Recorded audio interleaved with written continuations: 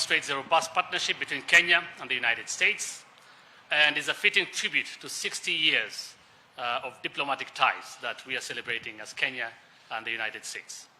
During this period, Kenya and the United States have enjoyed deepening and mutually beneficial cooperation at bilateral and multilateral levels, resulting in the elevation of the relationship in 2018 to a strategic partnership.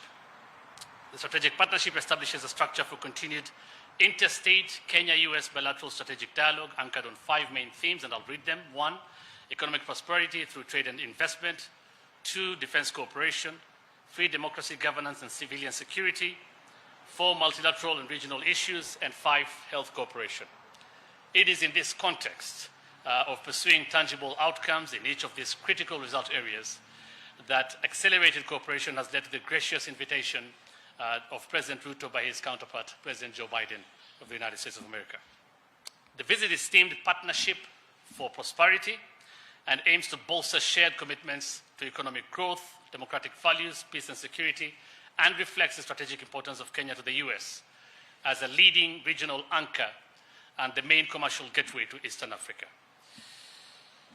The visit builds on existing partnership to highlight the following key thematic areas. 1, shared values including democratic governance. This includes people-to-people ties, health partnerships, as I said, and promotion of the creative economy. There will be several meetings towards that effect. 2, security cooperation for peace, security, and sustainable development. 3, trade and investment for shared prosperity, and there will be announcements to that effect as well. And digital technology cooperation, which of course delivers innovation, progress, and inclusion. Kenya and the US share a strong bond of friendship evidenced by the exchange of high-level visits between the two countries.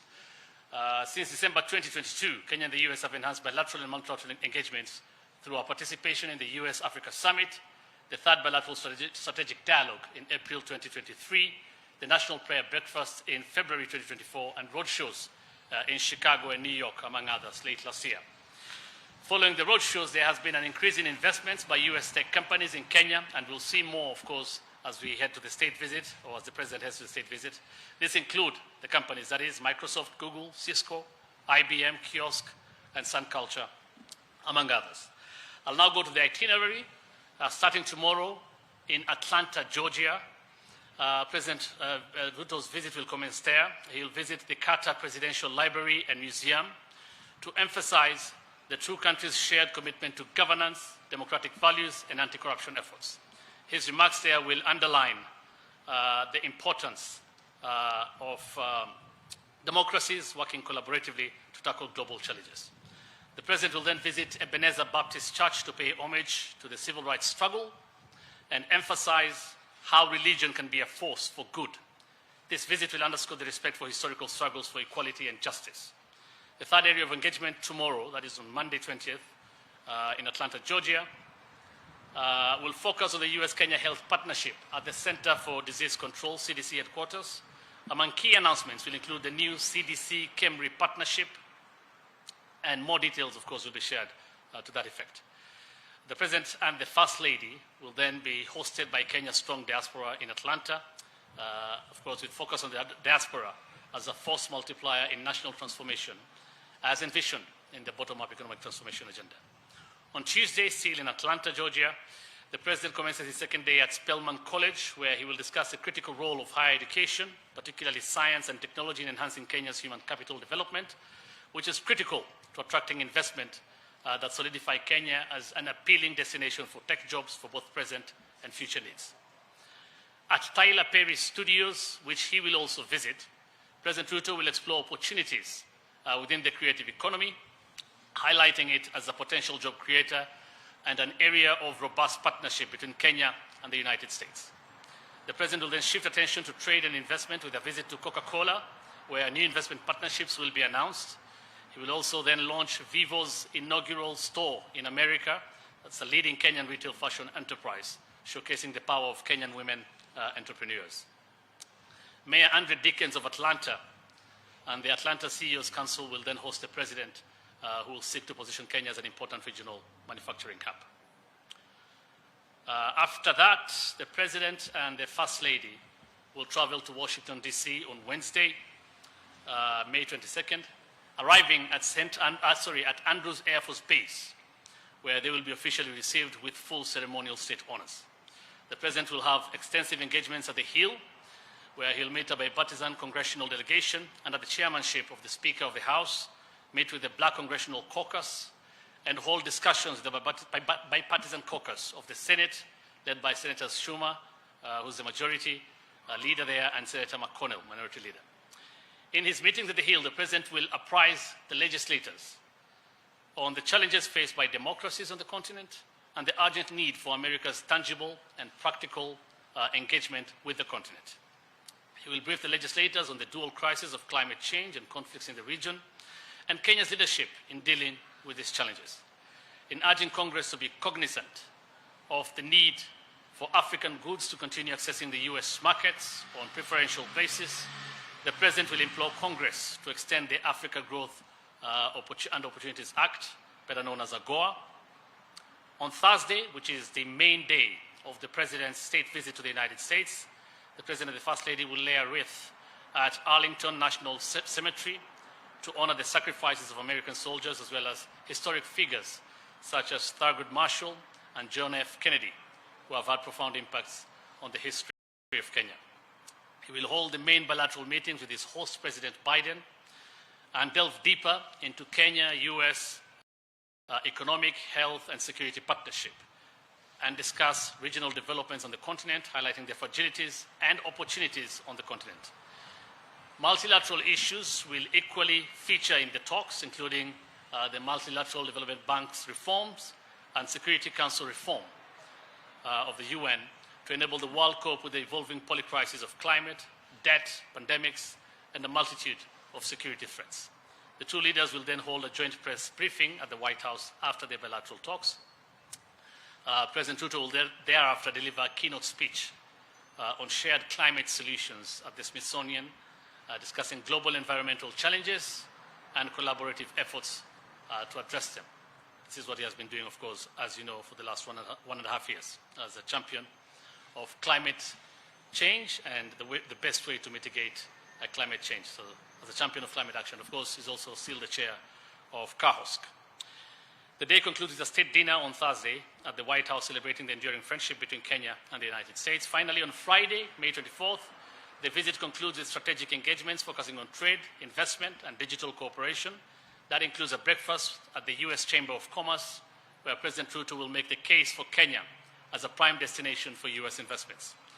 He'll also hold a digital roundtable discussion hosted by Vice President Kamala Harris, exploring the potential for expanding the US-Kenya digital partnership. He'll also pay a visit to the Pentagon, where the President will highlight Kenya-US defense partnership in the fight against terrorism, extremism, and other emerging areas, including cybersecurity. So that's a brief itinerary. Of course, there's a lot more, and they'll be announced during the visit, and I'm sure you'll be following. Let me now give some time to the Principal Secretary to say a few words. Well, thank you very much, Hussein. I think that captures the breadth and length of the visit.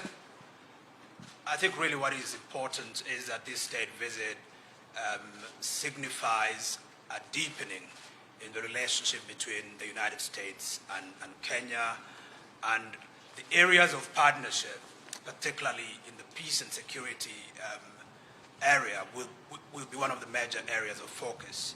Aside from that, like Hussein has mentioned, there will be huge emphasis on trade and investment.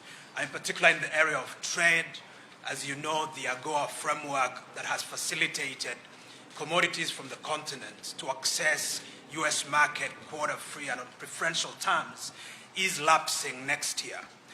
It is important that that framework be extended or be amended in a way that facilitates expansion of access to the US market by African commodities. Again, I think just to mention, the focus will be heavy in the area of diaspora. We are very committed as government to expand diaspora remittance and diaspora's contribution to our economy. The enhancing diaspora's voice is critical to our engagement going forward, and the President will also spend time with our diaspora. I think on that basis, perhaps we could entertain a few questions. Yes, please. Introduce yourself and your question. Hello, good morning. Thank you for this. My name is Alban Tiroir, journalist for Radio France International.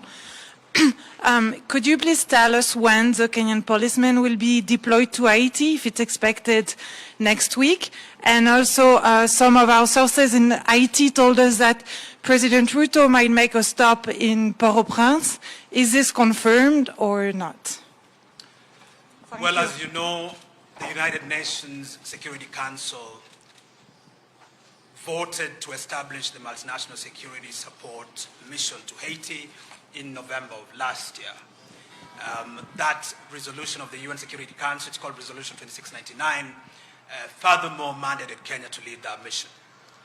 In the weeks or in the months that have followed, Kenya has been in preparatory mode, preparing for this mission. Of course, there has been significant changes on the ground, noteworthy amongst which was the termination of term of the former Prime Minister Ariel Henry of Haiti. But subsequent to his exit of power, there has now been inaugurated a presidential council and a national security institution and several other institutions that have been put in place pursuant to an accord that was arrived at a few months ago. In view of that and in view of the decision of the courts in our republic, essentially guiding how Kenya should be able to carry out this deployment, a bilateral reciprocal agreement was entered into between Kenya and Haiti, which facilitates Kenya to be able to deploy. And we are in the process, or government is in the process of finalizing preparation to deploy. I can tell you for sure that that deployment will happen in the next few days, few weeks, but there is no chance at all for President Ruto to go down to Port-au-Prince as has been alleged. Thank you very much. Yes, it's not in the schedule. All right. Next.